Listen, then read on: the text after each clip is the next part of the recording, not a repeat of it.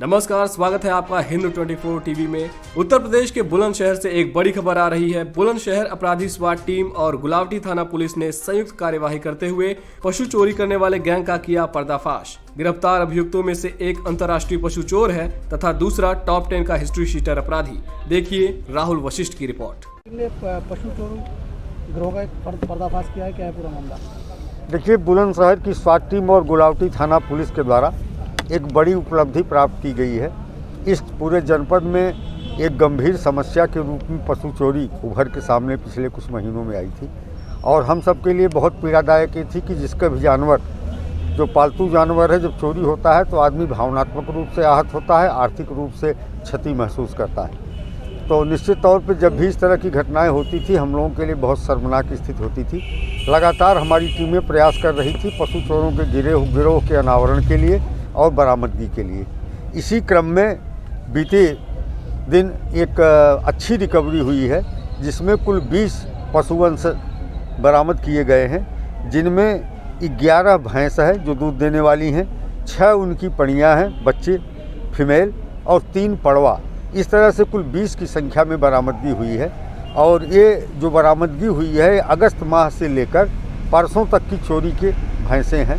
भैंसों के स्वामियों को बुला लिया गया है, मुकदमे पूर्व से दर्ज रहे हैं और लोग बिल्कुल भावनात्मक रूप से बहुत प्रसन्न हैं। कई लोग तो भैंस को पकड़ के रोने भी लगे। और एक अभियुक्त और गाड़ी बरामद की गई है। साजिद उर्फ चुमड़ा नाम का अभियुक्त है जो गुलावटी थाना क्षेत्र का रहने वाला है। इसके 5 अन्य साथी हैं जो फरार हैं, जिनकी गिरफ्तारी के लिए हम लोग अलग से प्रयास कर रहे हैं। तो इस प्रकार एक बहुत ही महत्वपूर्ण उपलब्धि ये रही है। चिड़ावक गाँव में इन पशुओं को अलग अलग रखा गया था और इनके कब्जे से वो गाड़ी भी मिली है मैक्स की, जिसमें ये रात को चोरी के बाद जानवर को लेके जाते थे। सर, कितने मामलों में ये वांछित चल रहा था? इसके विरुद्ध करीब 38 मुकदमे पूर्व से दर्ज हैं। अभी कुछ दिन पहले ही ये जेल से छूट करके नोएडा से आया है। और लेकिन इसके अन्य साथी थे जो इस तरह की घटनाओं में लिप्त थे और हम सब के लिए बहुत प्रसन्नतादायक क्षण है, क्योंकि ये किसान अपनी भैंस के साथ जिस तरह संवेदनशील तरीके से जुड़ा होता है और उसी जुड़ाव की अभिव्यक्ति उनकी आंखों की भाषा को पढ़ के भी देखा जा सकता है। तो निश्चित तौर पर ये बरामदगी तो अपनी जगह है, अभियोगों का अनावरण अपनी जगह है, पुलिस हमेशा प्रयास करती है, लेकिन इस तरह की जो रिकवरीज हैं ये निश्चित तौर पर संतुष्ट देती हैं, जॉब सेटिस्फैक्शन देती हैं। सर, रामपुर में भी भैंस ऐसे ही आई थी, मंत्री जी की एक भैंस चोरी हो गई थी जब पुलिस ने। देखिए, आम आदमी की भैंस है, उन गरीब आदमियों की भैंस है जिनकी कोई पहुंच नहीं है। और चूँकि ये चोरी की घटनाएं लाख 1.5 लाख की होती हैं, लेकिन एक गरीब आदमी की भैंस एक बड़े आदमी के फार्चूनर से ज़्यादा कीमती है।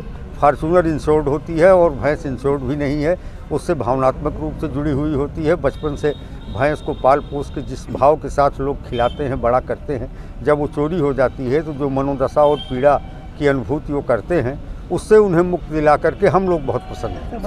कई जनपदों में नेटवर्क था, चोरी करता था, गाजियाबाद, नोएडा। हाँ, निश्चित तौर पर ये पूरे मेरठ जोन में ही इस पूरे गैंग का नेटवर्क है और अलग अलग जनपदों में इनके द्वारा चोरी की घटनाएं की जाती रही हैं। सोनीपत जेल से अभी छूटा है कुछ दिनों पहले।